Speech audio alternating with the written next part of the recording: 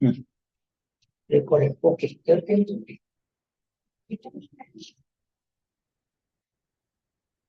लक्ष्मीनाथसमारम्भाम् नाथयामुनमध्यमाम् अस्मदाचार्यपर्यन्ताम् वन्दे गुरुपरम्पराम्।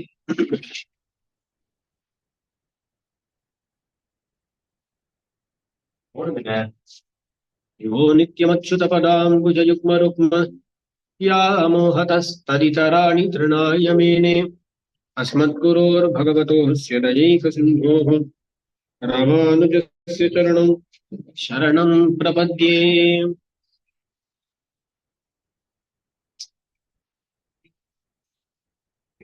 न चेत् रामानुजेत्येषा चतुरा चतुरक्षरी अमवस्थां प्रपद्यन्ते जन्तवो हन्तमादृशः। रामानंद स्वामी जी के चरित्र में हम एक मुख्य प्रकरण को आ रहे हैं। अब तक इस कालक्षेप में हम ये देखे हैं कि रामानंद स्वामी जी महापूर्ण स्वामी जी के साथ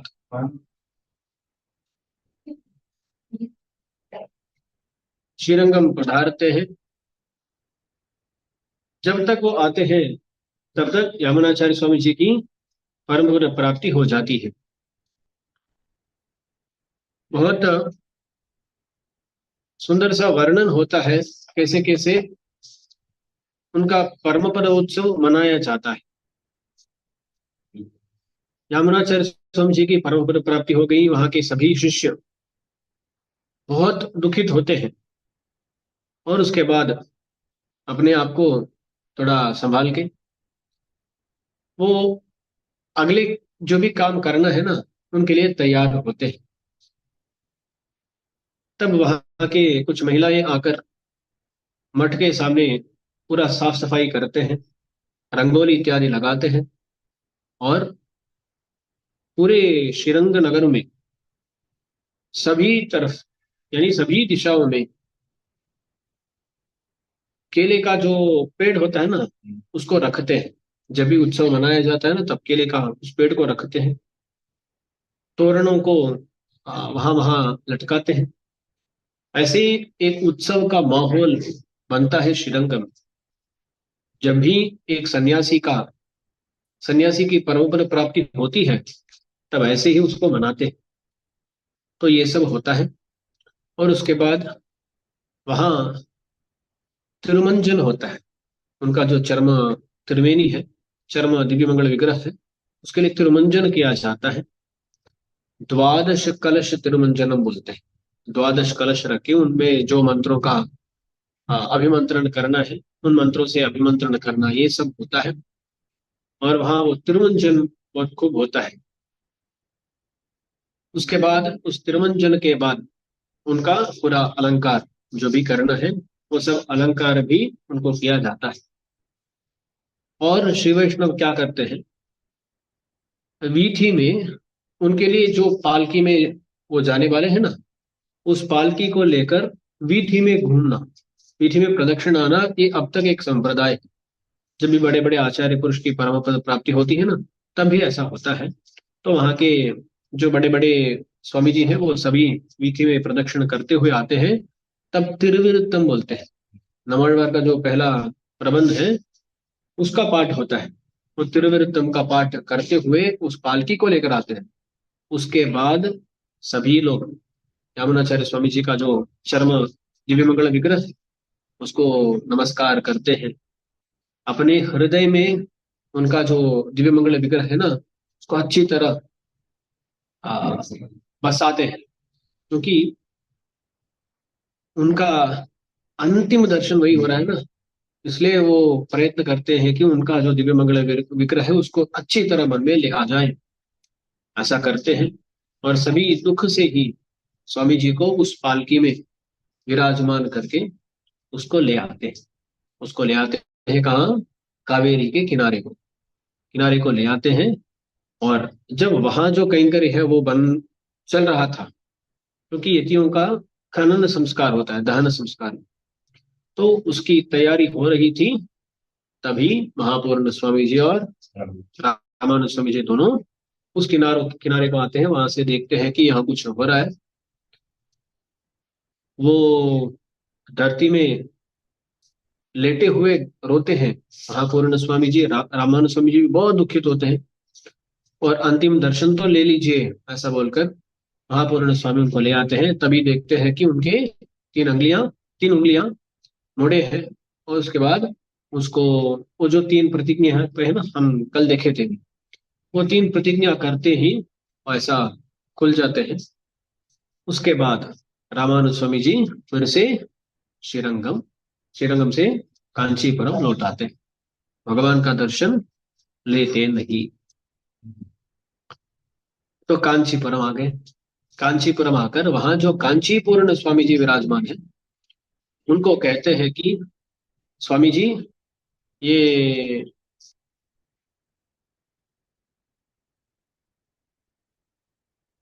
वहाँ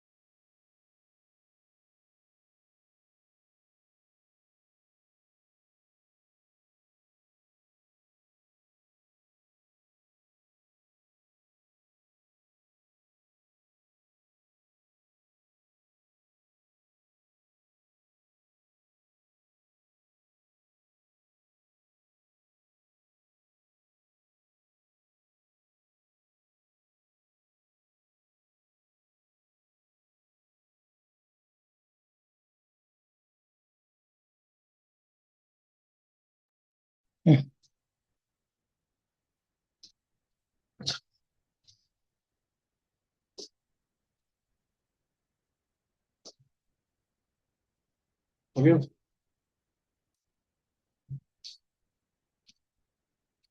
तो कांचीपुरम लौट आए रामानुज स्वामी जी और वहां जाकर कांचीपुरम स्वामी जी को ये खबर बताते हैं। ये बात सुनते ही कांचीपुरम स्वामी जी, उनका आचार्य विश्लेष हो गया ना, वो सुनते ही बहुत दुखित हो जाते हैं। और उनका जो तब कार्य होता है, श्री चूर्ण परिपालनम करते हैं वहां, वो भी होता है। वो श्री चूर्ण परिपालन करते हैं। उसके बाद रामानुज स्वामी जी को आश्वासन करते हैं, आप इच्छा से गए यामुनाचार्य स्वामी जी का दर्शन लेने के लिए, पर किसी वजह से वो हुआ नहीं। पर आप शोक मत कीजिए, आप शोक मत कीजिए, भगवान आपको सही मार्ग प्रदर्शन अवश्य करेंगे। का बोलते हैं। ऐसा बोलकर रामानुज स्वामी जी को कैंकरी में निरत होने को कहते हैं। रामानुज स्वामी जी भी ऐसे ही रहते हैं। अब क्या होता है, उनको एक बार ऐसा लगता है कि मैं क्यों कांचीपूर्ण स्वामी जी को ही आचार्य रूप से मानूं, ना मानूं। तो क्या करते हैं, कांचीपूर्ण स्वामी जी के पास जाकर वहां वो प्रार्थना करते हैं। वो प्रार्थना करते हैं, स्वामी जी, दास को शिष्य के तौर पे स्वीकार कीजिएगा, ऐसा प्रार्थना करते हैं। तब वो बोलते हैं कि मप्यत्राभिजायन्ते योगिनः सर्वयोनिषु प्रत्यक्षितात्मनाथानां नैषां चिन्त्यं कुलादिकम्। दुनिया में कभी कभी कुछ लोग ऐसा भी अवतार लेते हैं जो भगवान को प्रत्यक्ष रूप से देखे होते हैं। ऐसे जो लोग होते हैं ना, उनका कुलाधिकम न चिंत्यम, वो किस कुल के हैं इत्यादि देखना नहीं चाहिए, ऐसा शास्त्र बताता है। ऐसी रीति से आप मुझे पूछ रहे हैं आचार्य बनने को, पर हम ऐसा आचार्य नहीं बनना चाहते। हमारे वर्ण को देखते हुए हम उस मर्यादा का उल्लंघन नहीं करना चाहते। इसलिए हमें ऐसा निर्बंध मत कीजिएगा, ऐसा कांचीपूर्ण स्वामी जी बोल देते हैं, क्योंकि कांचीपूर्ण स्वामी जी वो ब्राह्मण वर्ण के नहीं थे। तो वो आचार्य रामानुज स्वामी जी तो उनको आचार्य रूप से स्वीकार करना चाहते हैं, पर वो अनुमति नहीं देते। कांचीपूर्ण स्वामी जी वो अनुमति नहीं देते हैं। और उसके बाद क्या लगता है, अच्छा, उनको आचार्य के तौर पे स्वीकार नहीं कर पाए तो भी उनका प्रसाद स्वीकार करना है, ये इच्छा होती है रामानुज स्वामी जी की। तदुच्छिष्टम सुपावनम बोलते हैं। जो भी भक्त होते हैं ना, भक्तों का जो उच्छिष्ट होता है वो अत्यंत पावन होता है। तदुच्छिष्टम सुपावनम, तो उनका जो उच्छिष्ट है उसको पाने के लिए बहुत उत्सुक होते हैं रामानुज स्वामी जी, बहुत उत्सुक होते हैं। और क्या करते हैं, उसका जो भी इंतजाम करना है वो सब कर लेते हैं। अगला दिन कांचीपुर स्वामी जी आने वाले हैं। रामानुज स्वामी जी उस दिन सुबह ही जल्दी ही जाकर भगवान के लिए तीर्थ कैंकर्य करके वापस अपने तिरुमालिगे को आते हैं। वहां भगवान को आ, भोग में लगाते हैं वो प्रसाद सब। और उसके बाद ऐसा है ना, कांचीपूर्ण स्वामी जी को ये पहले ही बुला दिए हैं, पर जाकर वहां से उनके मठ से इनको ले आना चाहते हैं रामानुज स्वामी जी। यही क्रम है ना, जब भी बड़े लोग आते हैं वो जहाँ रहते हैं वहां जाकर हमें उनको ले आना है। अरे स्वामी जी आ जाइएगा ऐसा बोलकर हमें रहना नहीं चाहिए, उसकी जो भी व्यवस्था करनी है वो सब करना है। तो कांचीपूर्ण स्वामी जी उनको ले आने के लिए उनके तिरुमालिगे तक जाते हैं रामानुज स्वामी जी। तो मंदिर ऐसा है तो मंदिर के प्रदक्षिण ऐसा जा रहे हैं, सोचिए ना। उस समय में क्या होता है, कांचीपूर्ण स्वामी जी उनको वरदराज भगवान के कैंकर्य के लिए तेजी से जाना था। इसलिए वो क्या करते हैं, वो तेजी से इस तरफ से ऐसा आ जाते हैं। कांचीपूर्ण स्वामी जी ऐसे आते हैं, रामानंद स्वामी जी ऐसे जाते हैं। तो वे जाकर मठ में देखते हैं, यानी कांचीपूर्ण स्वामी जी के मठ में देखते हैं तो वो वहां मिलते नहीं। तो उनको ढूंढते रहते हैं रामानुज स्वामी जी। तब तक कांचीपूर्ण स्वामी जी रामानुज स्वामी जी के तिरुमालिगे को आते हैं। वहां आते हैं, वहां उनकी पत्नी है, रामानुज स्वामी जी की पत्नी। तो क्या करते हैं, इनको बाहर बिठाकर इनको प्रसाद देकर, और वो भी लोग बहुत तेजी से खाकर चले जाते हैं, क्योंकि वो बोलते हैं कहीं के लिए मुझे तेजी से जाना है। तो ऐसा डालिए, ऐसा वो खाकर और वो प्रसाद पाकर वहां से वो प्रस्थान करते हैं कांचीपूर्ण स्वामी। रामानुज स्वामी जी थोड़ा जाकर ढूंढ कर वापस आते हैं। वापस आते समय उनकी पत्नी ना अभी अभी स्नान करके आती। वो स्नान करके नहा के वहां खड़ी है। स्वामी पूछते हैं क्यों नहा के खड़ी हो, क्या हुआ। तब वो बोलती है, नहीं, आप जिनको बुलाए थे वो आए थे, उनको प्रसाद दिया, उसके बाद वो तेजी से चले गए, उनको कुछ कैंकर था इसलिए चले गए। उनका जो वो तालव्रंत कैंकरी होता है ना, यानी पंखा पंखा चलाना, वो कैंकर जो है ना उस कैंकरी के लिए वो चले गए। इसलिए दासी क्या की, आपके उनके वो जिस पते में वो खाए, उसको एक लकड़ी से उसको निकाल कर उस प्रदेश को पूरा गोमय से लेपन करके शुद्ध कर दी। ये सब करने के बाद स्नान करना था, इसलिए स्नान भी कर लिया।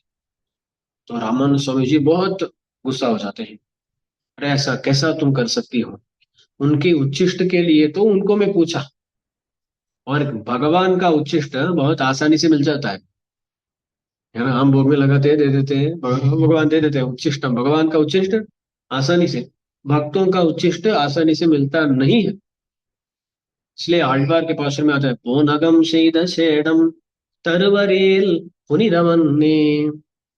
यदि भक्त अपना उच्छिष्ट देंगे तो माने आसानी से देते नहीं है, आसानी से देते नहीं, ऐसा देने पर वो बहुत सुपावन होता है, ऐसा बताया गया है। तो यहाँ क्या है ना, इनका उच्छिष्ट मिलना बहुत कठिन है। उनका उच्छिष्ट हमें मिलने वाला था, तुम ऐसा कर दी, ऐसा बहुत गुस्सा करते हैं। वहां देखिए ना, उनका उच्छिष्ट नहीं मिला, उसके बाद ये बड़ा अपचार भी कर लिए, है ना। जो जिस जगह में वो खाए हैं वो भी शुद्ध ही जगह है, वहां ऐसा ऐसा करना ये सब बहुत गलत है। तुम ऐसा कर ली, ऐसा बोलकर रामानुज स्वामी जी बहुत गुस्सा करते हैं।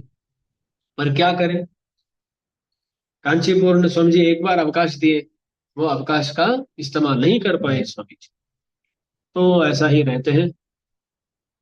उसके बाद वो कांचीपुर स्वामी जी के पास जाते हैं और प्रार्थना करते हैं, अरे स्वामी जी, हमारा मन थोड़ा व्याकुल है, हमारा मन थोड़ा व्याकुल है, हमारे मन में कई सारे सवाल हैं। थोड़ा जाकर, आप तो भगवान से बातचीत करते हैं ना, उनसे पूछिए कि रामानुज के मन में कुछ सवाल है, उनका जवाब दीजिए। ऐसा पूछिए और दास को थोड़ा वो जवाब दीजिए। ऐसी प्रार्थना करते हैं कौन? रामानुज स्वामी जी कांचीपुर स्वामी जी को। एक मिनट।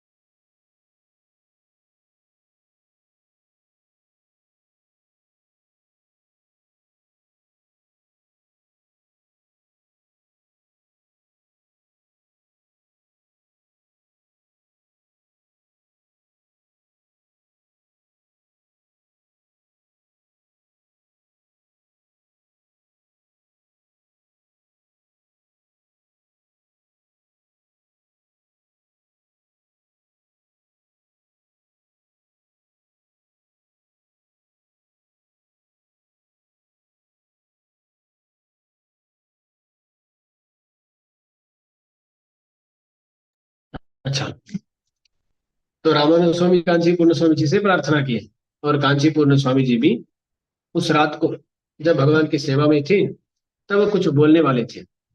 भगवान भी उनको पूछते हैं, अरे कुछ आपको बोलना है क्या, कुछ बोले की तरह आप दिख रहे हैं। तब कांचीपुर स्वामी जी बोलते हैं, रामानुज स्वामी दास को पूछे कि उनके मन में कुछ सवाल है, उनका जवाब आप उनको चाहिए। देखे ना, रामानुज स्वामी जी मन में जो सवाल है बोले ही नहीं। कांचीपुर स्वामी जी को बोले नहीं कि क्या सवाल है, सिर्फ बोले कुछ सवाल है, उसका जवाब चाहिए। सीधा जाकर ऐसा ही बोलते हैं देवराज भगवान को। और देवराज भगवान, वरदराज भगवान बोलते हैं, अरे उनको क्या सिखाना है, वो तो सब जानते हैं, वो सब जानते हैं। पर वो यहाँ एक शिष्य को कैसा रहना है ऐसा दिखाने के लिए, जैसे मैं कृष्णावतार में सांदीपनि के पास गया, रामावतार में वशिष्ठ के पास गया, वैसे ही वो भी कई आचार्यों के पास जाकर कुछ सीखने वाले हैं, उतना ही है। पर ऐसा नहीं है कि उनको मालूम नहीं है, उनको सब पता है। ऐसा बोलकर वरदराज भगवान 6 समाधान देते हैं। 6 समाधान देते हैं, इनको ही देव पेरुमाள் आर वार्ते कहते हैं। 6 वार्ता, सीधा जवाब ही मिलता है। हम देखिए ना, कांचीपुर स्वामी जी को अंत तक सवाल नहीं मालूम, उनको भी जवाब ही मिला है। जवाब से प्रश्न को हमें ही सोचना है, इमेजिन करना है। भगवान जवाब देते हैं, अहमेव परम तत्वम दर्शनम भेद एव च उपायेषु प्रपत्ति स्यात् अंतिम स्मृति वर्जनम देहावसाने मुक्ति स्यात् पूर्णाचार्यम समाश्रया। ऐसा बोलते हैं भगवान। पहला प्रश्न क्या था रामानुज स्वामी जी के मन में? कौन परमात्मा है, कौन परदेवता है, ये पहला प्रश्न था। तो उसका जवाब देते हैं भगवान, अहमेव परम तत्वम, अहमेव परम तत्वम, कोई और नहीं, मैं ही परमात्मा हूं। और हम देखें तो वरदराज भगवान को देखने पर ऐसा ही लगता भी है।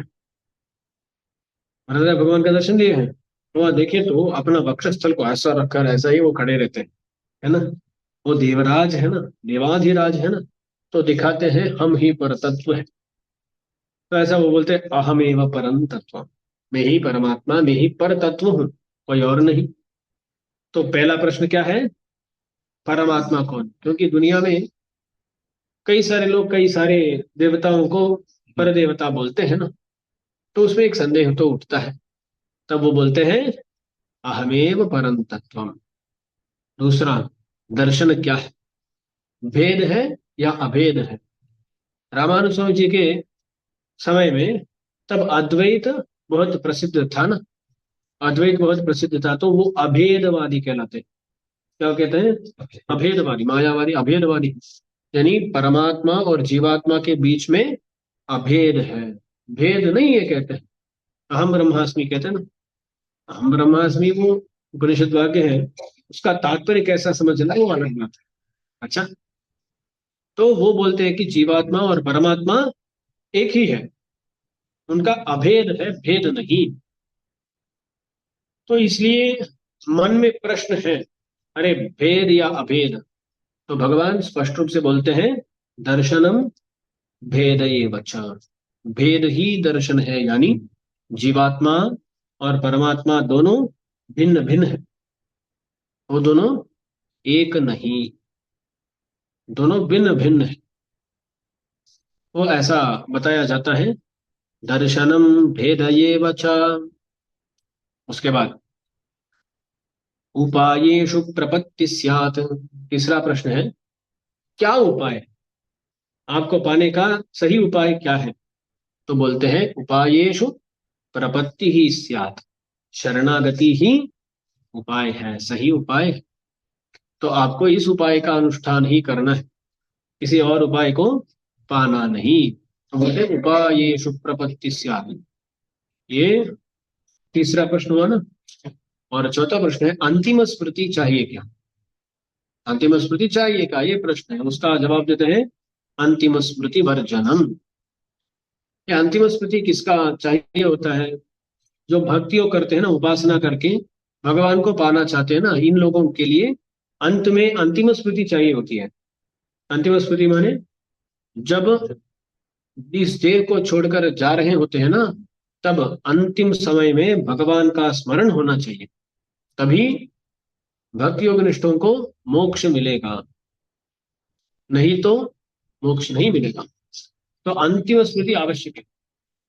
उस अंतिम स्मृति के लिए उनको क्या करना पड़ता है? जीवन भर भगवान को ही ध्यान करते रहना पड़ता है। ऐसा जीवन भर भगवान के बारे में ध्यान करते रहे तो अंत में भी भगवान का स्मरण अपने आप से हो जाए। इसलिए सदा भगवान के बारे में स्मरण में रहे तो अंत में क्या होगा? भगवान का स्मरण होगा, तभी मोक्ष मिलेगा। ये अन्यों के लिए, दूसरों के लिए। पर देवराज भगवान बोलते हैं अंतिम स्मृति वर्जन, आपको अंतिम स्मृति नहीं चाहिए। हमें अंतिम काल में यदि भगवान का स्मरण ना हो तो भी हमें मोक्ष मिल जाएगा। क्यों? क्योंकि हमारे ध्यान से, हमारे स्मरण से हमें थोड़ी ना मोक्ष मिलता है। मोक्ष मिलता है तो भगवान की कृपा से। तो भगवान को हमें याद रखना है। हम भगवान को याद रखें या नहीं, भगवान को हमें याद रखना है। और बोलते हैं भगवान वराह चर्म श्लोक में बोलते हैं ना, अहम स्मरामि मद भक्तम नयामि परमाम गति। तो दास कभी कभी उपन्यास में बोलता हूँ, अरे कौन बोलता है कि हमें हमारे लिए अंतिम स्मृति नहीं चाहिए? दास बोलता हूं, अंतिम स्मृति चाहिए। हमारी अंतिम स्मृति नहीं, भगवान। हमारे अंतिम काल में भगवान की स्मृति चाहिए। तो अंतिम स्मृति होती है, पर हमारी नहीं, हमारे अंतिम समय भगवान की स्मृति, यानी भगवान हमारे बारे में स्मरण करते हैं, अरे ये हमारा भक्त है, इसको ले जाना है। तो भगवान क्या बोलते हैं? हाँ, स्थिते मनसि सुस्वस्थे शरीरे सतियो नरः धातु साम्ये स्थिते स्मरता विश्वरूपम च मामजम। वहां बोलते हैं अहम स्मरामि मद्भक्तम न जामि परमाम गतिम। पहले बोलते हैं स्थिते मनसि सुस्वस्थे शरीरे सतियो नरः। जब मन स्थित है, हमारा मन चंचल होता है ना, एक जगह में वो टिकता नहीं है, कहीं ना कहीं घूमते रहता है। हमारा शरीर यहाँ है तो भी ना, मन क्या करता है, कभी कभी यहाँ से बुलेट गुड़ जाएगा, वहां से आएगा, वहां क्या कर रहा है बच्चा, क्या कर रहा है, दास का मन कभी कभी श्रीरंगम तक जाके आ जाता है। किसी के बच्चे अमेरिका में है तो यहाँ से एक क्षण में अमेरिका तक आकर वो मन आ जाता है।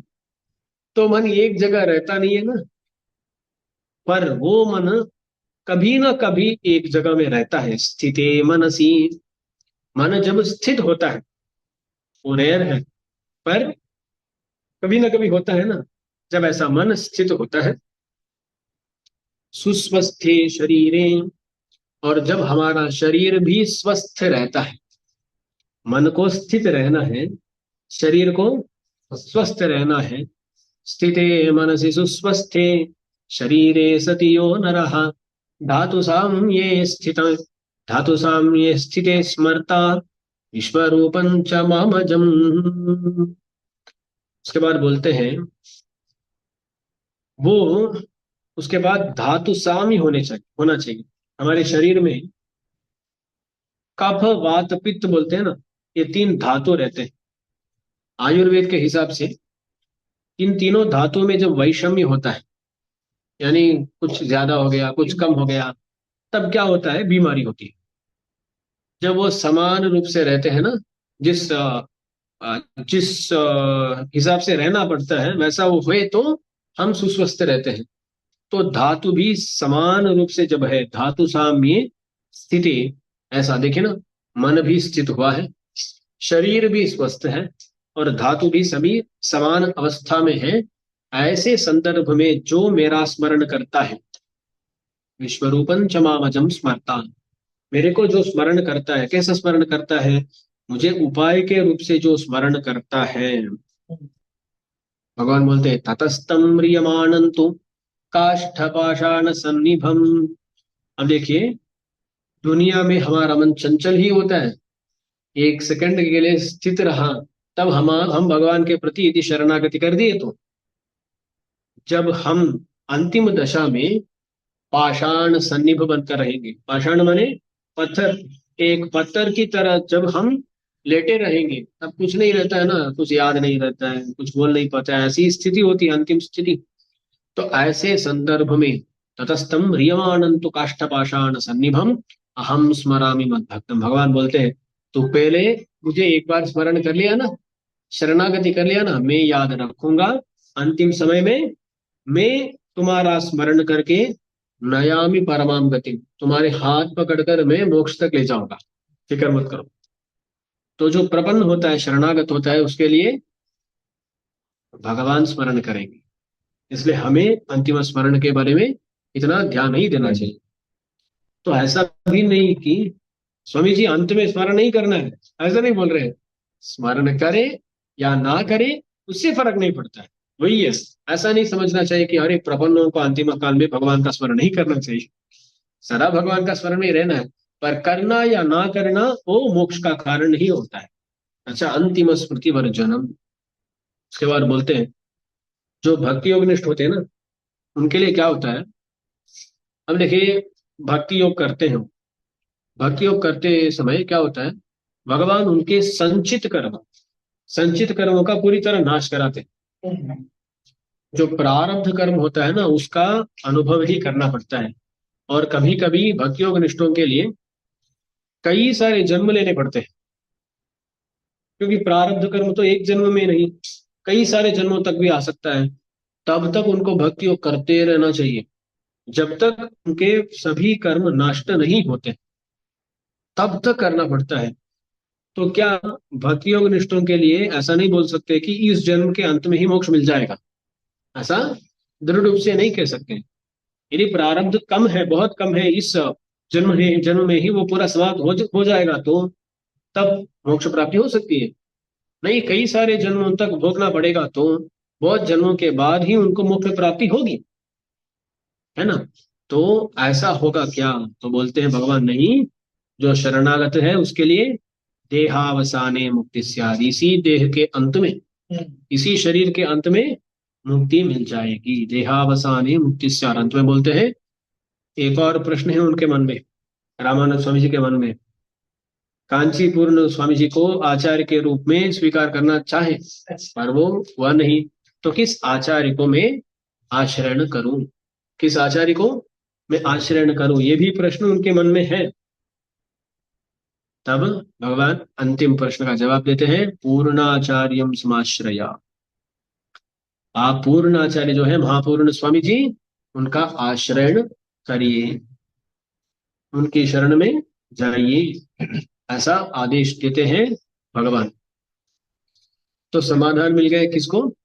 कांचीपूर्ण स्वामी जी को। वो आते हैं और रामानुज स्वामी जी को ये जवाब सब देते हैं, अहमेव परम तुम ऐसा बोलते हैं। तो ऐसा बोलने पर रामानुज स्वामी जी बोलते हैं, बहुत खुशी हुई, दास के मन में जो भी सवाल थे, उनका समाधान मिल गया।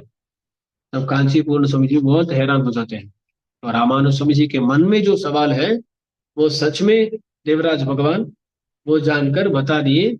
ये टाली हो गए ना, इनके मन में जो सवाल था वो जो जवाब दे टाली हो गए, तो बहुत हैरान होता है। और कांचीपूर्ण स्वामी जी उनको उनको देखकर खुश होते हैं। तो रामानुज स्वामी जी को अब ये मार्ग निर्देश तो मिल गया है ना। तो क्या करना है अब? पेरीनम्बी स्वामी जी का समाश्रयण करना है, ये तो मिल जाता है। तो रामानुज स्वामी जी उसके लिए तैयार होते हैं। अब ये हुआ। ऐसा ही श्रीरंगम में क्या हो रहा है, वहां महापूर्ण स्वामी जी और यामुनाचार्य स्वामी जी के जो भी अन्य शिष्य हैं, वो सभी मिलकर मीटिंग कर रखते हैं, डिस्कशन कर रहे हैं। वो बात कर रहे हैं, अरे यामुनाचार्य स्वामी जी की परम पद प्राप्ति हो गई, इसके बाद इस संप्रदाय का निर्वाह कौन देखेगा, कौन ये सब करेगा, ऐसे वो अपने आप सोचते हैं, बात करते हैं। तब महापूर्ण स्वामी जी वो कहते हैं, यामुनाचार्य स्वामी जी पहले ही रामानुज स्वामी जी को कटाक्ष किए हैं, और हम ये भी जानते हैं कि उनकी प्रतिज्ञा से स्वामी जी के जो भी वो उंगली थे वो खुले। तो इसलिए यामुनाचार्य स्वामी जी का जो कटाक्ष है, जो संकल्प है, वो कभी व्यर्थ नहीं होगा। तो रामानुज स्वामी जी को ही अगला दर्शन प्रवर्तक होना है। तो अब क्या करें? अब क्या करें, ऐसी सोच में है ये सब। तब सब लोग बोलते हैं, महापूर्ण स्वामी जी को ही जाना है, उनको वहां जाकर रामानुज स्वामी जी को इस संप्रदाय में ले आना है, ऐसा निर्णय लेते हैं। तो महापूर्ण स्वामी जी भी अपने कुटुंब सहित, कुटुंब के साथ श्रीरंगम से प्रस्थान करते हैं। श्रीरंगम से कहाँ जाना है? कांचीपुरम जाना है। कांचीपुरम जाना है। तो कांचीपुरम शुरू हो जाते हैं। रामानुज स्वामी जी कांचीपुरम से श्रीरंगम के लिए प्रस्थान करते हैं, शुरू हो गए। क्या होता है, पहले कौन शुरू होते हैं बोलिए? महापूर्ण स्वामी, उसके बाद ही रामानुज स्वामी जी। क्योंकि मिलते कहाँ है? मधुरांतकम में मिलते हैं। मधुरांतकम, वो मधुरांतकम कांचीपुरम के बहुत नजदीक है।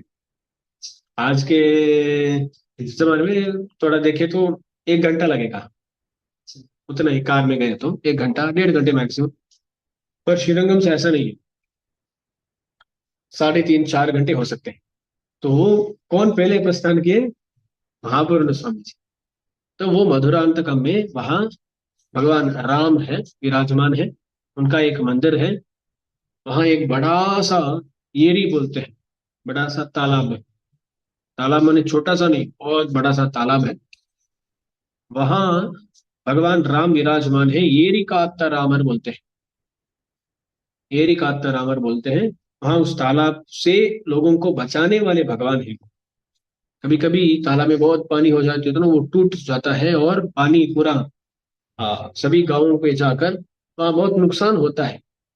तो ऐसा एक संदर्भ में राम वहां रहकर आकर, भगवान श्री राम अर्चावत मूर्ति है, वो वहां के लोगों को बचाए थे, इसलिए उनका नाम हुआ येरी कातर रामन, यानी तालाब की रक्षा करने वाले राम। उनके सन्निधि में विराजमान थे महापूर्ण स्वामी जी। क्योंकि उस समय में ऐसा नहीं था कि यहाँ से शुरू है कांचीपुरम आगे, ऐसा नहीं था ना, बीच बीच में कहीं कहीं रुक कर वो आते थे। तो ऐसा मधुरांतक में विराजमान थे, तभी रामानुज स्वामी जी भी कांचीपुरम से श्रीरंगम के लिए आ रहे हैं। वो मधुरांतकम में आते ही वहां देखते हैं महापूर्ण स्वामी जी विराजमान है। उनका साष्टांग नमस्कार करके बोलते हैं, स्वामी जी आप आपको देखने के लिए दास आ रहा था, तो दास को ढूंढते हुए आप आ गए। ये कैसी करुणा है। तो सोचिए ना, क्यों बता रहा हूं। महापूर्ण स्वामी जी ही पहले आए, प्रस्थान तो वही पहले किए हैं। तो देखिए, शिष्य पर इतनी कृपा महापूर्ण स्वामी जी की। जैसे हम रामामिश्र स्वामी जी के चरित्र में देखें कि यामुनाचार्य स्वामी जी को सुधारने के लिए वही मेहनत की है, वैसे ही महापूर्ण स्वामी जी भी ये दूसरी बार आ रहे हैं। महापूर्ण स्वामी जी पहले ही एक बार अपने आचार्य के आज्ञा से आए, रामानुज स्वामी जी को ले गए। यहाँ दूसरी बार आ रहे हैं, और दूसरी बार आ रहे हैं, बीच में रामानुज स्वामी जी से मिलते हैं। तो दोनों खुश। ये जिनको ढूंढते हुए आ रहे हैं, वो जिनको ढूंढते हुए आ रहे हैं, वो दोनों मिल गए। तब रामानुज स्वामी जी प्रार्थना करते हैं, स्वामी जी दास को अंगीकार कीजिए, दास को अंगीकार कीजिए और अपना शिष्य बना दीजिए, बना लीजिए। तब महापूर्ण स्वामी जी बोलते हैं, बहुत खुशी, पर यहाँ पास में ही तो है ना कांचीपुरम, पास में ही है। वो वहां जाते हैं और वहां ये समाशरण ये सब कराते हैं, ऐसा बोलते हैं। तब रामानुज स्वामी जी कहते हैं, स्वामी जी वहां तक दास रुक नहीं सकता, क्योंकि हम अभी अभी देखे हैं कि जाते जाते विलंब हो गया, यमुनाचार्य स्वामी जी का दर्शन हमें मिला नहीं। तो उस समय हमें ये पाठ तो सीखना था कि थोड़ा विलंब करे तो भी फल वो मिलेगा नहीं, इसलिए अब विलंब नहीं कर सकते स्वामी जी। और ये शरीर भी ऐसा है ना, नश्वर है ये शरीर, देखते देखते वो शरीर गिर जाता है। इसलिए आप जल्दी से जल्दी यही दास को अंगीकार कर लीजिए। ऐसा प्रार्थना करते हैं कौन? रामानुज स्वामी जी। तो पेरीनंबी स्वामी जी भी इनकी जो आरती है उसको देखकर बहुत खुश होकर वही पंच संस्कारों का प्रदान करते हैं। आप संस्कार, कुंड संस्कार, नाम संस्कार, मंत्र और याग संस्कार, ये जो भी है ना, सभी संस्कारों को प्रदान करते हैं। विशेष रूप से वहां अष्टाक्षरी महामंत्र, द्वय मंत्र, चर्म श्लोक, इनका उपदेश करते हैं और उनको शिष्य के तौर पे अंगीकार करते हैं हमारे महापूर्ण स्वामी जी। रामानुज स्वामी जी उनसे पूछते हैं, स्वामी जी प्रमाण क्या है, प्रमेय क्या है और प्रमाता कौन है? तो वो बोलते हैं, प्रमेय क्या है, यहाँ प्रमाण, प्रमेय, प्रमाता। प्रमा एक शब्द है जिसका अर्थ है सही ज्ञान, यथार्थ ज्ञान को क्या बोलते हैं? हाँ, सही ज्ञान, उसको प्रमा कहते हैं। प्रमा, उस प्रमा का जो कारण होता है उसको प्रमाण कहते हैं। यानी आप लोग यहाँ बैठे हैं ना, आप लोगों को दास देख पा रहा हूं, दास को ये ज्ञान है कि आप लोग यहाँ बैठ रहे हैं, ये जो ज्ञान है वो सही है या गलत है, ये प्रमा है। उसका जो कारण है ना, उस ज्ञान को दास कैसे पाया हूं, कैसे वो ज्ञान दास को मिला है? दास के आंखों से। तो वो जो प्रमा है, सही ज्ञान है, उस ज्ञान को देने वाला प्रमाण क्या है? दास के आंख, वो प्रमाण है। और मैं जो जान रहा हूं आप लोगों को, आप क्या है? प्रमेय है। तो हाँ, यहाँ रामानुज स्वामी जी पूछते हैं, क्या प्रमेय है, क्या प्रमाण है, और प्रमाता है? जो जानने वाले हैं ना उनको प्रमाता बोलते हैं। तो स्वामी जी बोलते हैं, प्रमाण है द्वैमंत्र, प्रमाण है द्वैमंत्र। उस प्रमाण के द्वारा आप जिनको जानने वाले हैं वो प्रमेय कौन है? वरदराज भगवान, यानी भगवान ही प्रमेय है, और उनके जानने वाले आप ही प्रमाता है। उनको जानने वाले आप ही प्रमाता है। तो ये प्रमाण, ये प्रमेय और ये प्रमाता, ऐसा उनको बोलते हैं कौन? महापूर्ण स्वामी जी। ऐसे उपदेश करना शुरू करते हैं और बोलते हैं और भी बहुत सीखने के लिए है, तो आइए हम कांचीपुरम जाते हैं। ऐसा महापूर्ण स्वामी जी रामानंद स्वामी जी को भी लेकर कांचीपुरम जाते हैं। तो यहाँ रामानंद स्वामी जी क्या करते हैं, अपने आचार्य को अपने ही भवन में, अपने ही तिरुमालिगई में ऊपर का जो जगह होता है ना, उनके लिए देकर वहां उनके साथ रहते हुए सांप्रदायिक विषयों को जान रहे हैं रामानुज स्वामी जी। ऐसा जानते समय सब अच्छा हो रहा था, तब बीच में क्या होता है, एक झगड़ा, फिर से एक झगड़ा। महापूर्ण स्वामी जी अपने परिवार के साथ आए थे। हाँ, दास बोला था ना, अपने परिवार के साथ आए हैं। क्या होता है, उनकी पत्नी और रामानुज स्वामी जी की पत्नी, इन दोनों के बीच में झगड़ा हो जाता है। रामानुज स्वामी जी कहीं कहीं के लिए बाहर गए थे। तब क्या होता है, आ, दोनों एक ही समय में उस कुएं से पानी निकालने के लिए आते हैं। वह क्या है ना, दोनों ब्राह्मण वर्ण के हैं, पर उनके बीच में भी ऐसा, उनकी रामानुज स्वामी जी की पत्नी की दृष्टि से वो सोचते कि ये लोग थोड़ा कम है, तो ये उसमें कुछ भेद है। वाड़ा मालपुर चरण ऐसे बोलते हैं, उस वर्ण के बीच में भी कुछ ना कुछ भेद है। उन भेदों को मन में रखते हुए, ऐसा वैष्णवों के बीच में कभी देखना नहीं चाहिए, पर उनको इतना ज्ञान नहीं है ना, तो वो क्या करते हैं, तो ये कुएं में पानी निकालते समय क्या हो जाता है, उनका जो घड़ा है ना, उससे पानी आकर इनके घड़े में गिर गया या कुछ टकरा गया, ऐसा कुछ हो जाता है। अरे उनका जो घड़ा है वो, या वो उनका जो पानी है वो हमारे घड़े में, ऐसा कैसा हो सकता है, ऐसा स्पर्श नहीं होना चाहिए। इस विषय में थोड़ा बहस हो जाता है, उनके बीच में एक विवाद हो जाता है। तब वो पत्नी आकर महापूर्ण स्वामी जी को बोलती है, वो क्या हो जाता है ना, महापूर्ण स्वामी जी अपनी पत्नी को लेकर वहां से श्रीरंगम लौट आते हैं। रामानुज स्वामी जी वहां उपस्थित नहीं थे, वो बाहर गए थे। उस समय में ये सब हो गया, ये सब हो गया। रामानुज स्वामी जी आते हैं, आकर वहां पूछते हैं, महापूर्ण स्वामी जी कहाँ है, दिख नहीं रहे। तो बोलते हैं ऐसा ऐसा हुआ, वहां के लोग हैं ना, वो बोलते हैं ऐसा विवाद हुआ, स्वामी जी अपनी पत्नी के साथ चले गए।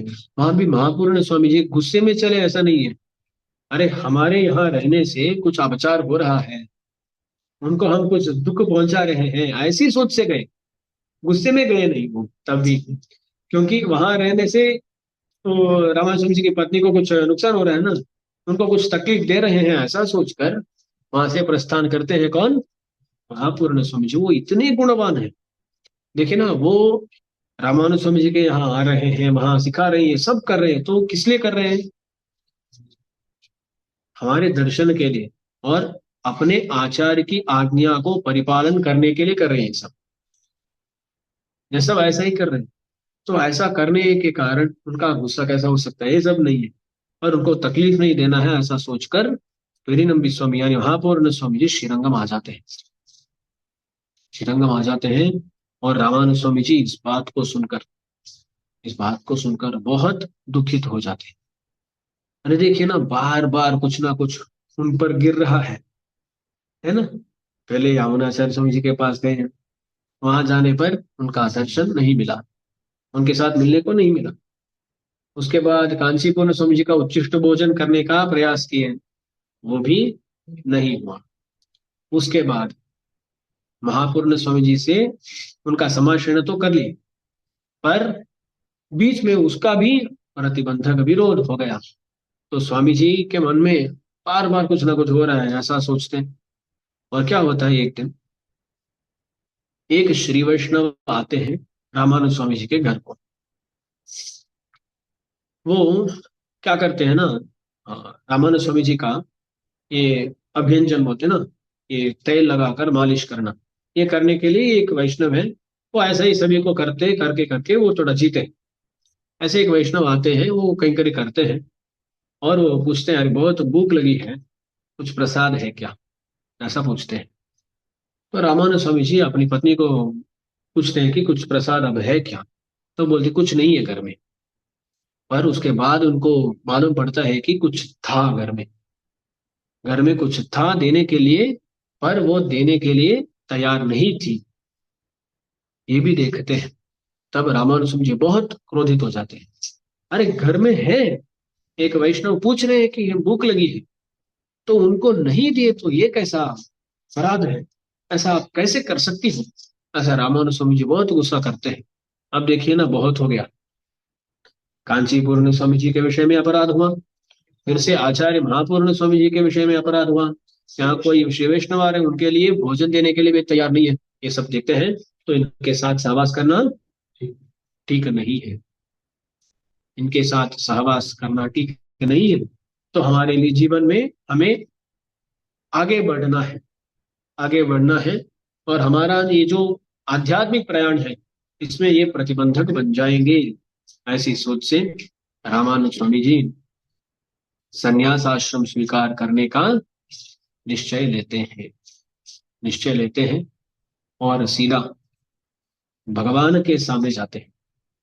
हाँ, क्या है ना, किसी अन्य सन्यासी से भी सन्यास ले सकते हैं, नहीं सीधा भगवान के सामने जाकर भगवान से भी सन्यास आश्रम स्वीकार सकते हैं, ऐसा शास्त्र बताता है।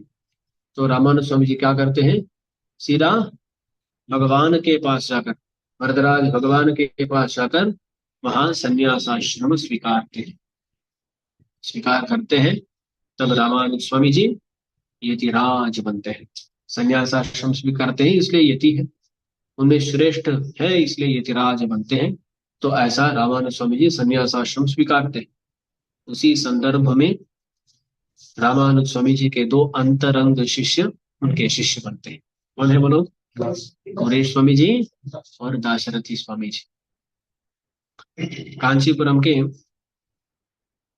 पास में ही कुरम एक गांव है ना, वहां से कुरेश जी आते हैं रामानुज स्वामी जी का वैभव सुनकर, उनका समाशरण करने के लिए कुरेश जी वहां से आते हैं। जब तक वो कुरम उस गांव में थे ना, बड़े धनिक थे, वो बहुत बड़े धनिक थे, रोज कई सारे शिव वैष्णवों का तदीयाराधन करते थे कुरेश स्वामी। ऐसा बताया जाता है कि तदीयाराधन करने के बाद रोज रात को दरवाजा बंद करते हैं। उनका श्री भवन का दरवाजा इतना बड़ा था कि बंद करते समय वो जो आवाज है ना, वो कांचीपुरम तक सुनाई देता। हाँ, वहां लक्ष्मी जी, हमारे वरद वल्लभा अम्मा जी जो है ना, वरुण देवी तायार, वो सोचती थी अरे ऐसा कौन है, ऐसा कौन है जितना इतना अमीर है कि उसका दरवाजा का आवाज यहाँ तक आ रहा है। ऐसा अम्मा जी सोचती थी। तो सोचिए वो कितने अमीर होंगे। तो ऐसे तदीयाराधन करते थे कौन? पूरे स्वामी जी। वो रामानुज स्वामी जी के बारे में सुनकर उनका समाशरण करने के लिए अपने पत्नी के साथ आते हैं। अपना पूरा जो धन है ना, वो पूरा धन त्याग करके, पूरा धन त्याग करके पूरे एशिया आते हैं। आते समय क्या होता है, जंगल के मार्ग से आना है, रात हो चुकी है, आना है। उस समय में उनकी पत्नी पूरा तांडा, वो बोलती है स्वामी जी हम कहीं पर रुकेंगे, हम कहीं पर रुकेंगे, क्यों रात को ऐसा जाना है? तब कुरैशी पूछते हैं तुम्हारे पास कुछ ले आई हो क्या? क्योंकि जब हमारे पास कुछ होता है तभी भय होता है। तो डर रही हो तो तुम्हारे पास में कुछ ना कुछ है। तब बोलती है अरे स्वामी जी आप सब दे दिए, सब त्याग कर दिए, रोज आप जिस स्वर्ण पात्र में खाते हैं ना, आपके लिए दासी सिर्फ वही लाई, कुछ और लाई नहीं। तब बोलते हैं अरे सब छोड़ दिए तो ये स्वर्ण पात्र हमें क्यों चाहिए? उस स्वर्ण का पात्र को भी लेकर फेंक देते हैं जंगल में पूरे स्वामी जी। तो इतने वैराग्यशाली थे वो स्वामी जी। वहां से आते, वो स्वामी जी वहां से पूरम से रामानुज स्वामी जी का समाशरण करने के लिए आते हैं। और दाशरथी स्वामी है ना, दाशरथी स्वामी है, वो रामानुज स्वामी जी के भांजा है ना, दाशरथी स्वामी। और ऐसा भी बोला जाता है कि संन्यास आश्रम स्वीकारते समय सभी रिश्तेदारों को छोड़ना पड़ता है ना। तब रामानुज स्वामी जी ऐसा, अरे हमारे मुदलियान जो दाशरथी स्वामी है ना, उनके अलावा सबको छोड़ दूंगा, ऐसा बोल के बोले। ऐसा भी कथा बताया जाता है क्योंकि दाशरथी स्वामी जी इतने निष्ठावान थे। अरे संन्यास आश्रम क्यों लेते हैं? भगवत संबंध के लिए जो भी विरोधी होते हैं ना, उनको छोड़ना ही संन्यास होता है। जो भगवत संबंध के लिए अनुकूल होते हैं उनको क्यों छोड़, इसलिए उनको छोड़े नहीं, ऐसा बोला जाता है। तो पहले से इनके साथ संपर्क में है। और ये दोनों रामानुज स्वामी जी का समाशरण करके वहां उनके सकाश में अध्ययन कर रहे हैं। उनको रामानुज स्वामी जी ये पूर्व मीमांसा इत्यादि शास्त्रों का अध्यापन करते हैं। तो ऐसा रह रहे हैं रामानुज स्वामी जी कांचीपुरम में, रामानुज इतिराज बनकर वहां कांचीपुरम में विराजमान है रामानुज स्वामी जी। और यहां से श्रीरंगम जाना है, ये अगला प्रकरण है। तो ये अब तक लगभग बाल्य हो गया और यौवन अवस्था भी लगभग हो गई है। तो इसके नेक्स्ट स्टेप श्रीरंगम को जाना, ये कैसे हुआ, क्या हुआ, ये सब हम अगले कालक्षेपों में देखेंगे। श्रीमते रम्य जामातर मुनीन्द्राय महात्मने श्रीरंगवासिने भूयात् श्री नित्यमंगलम विमार जीयर द्रविहरि शरणम।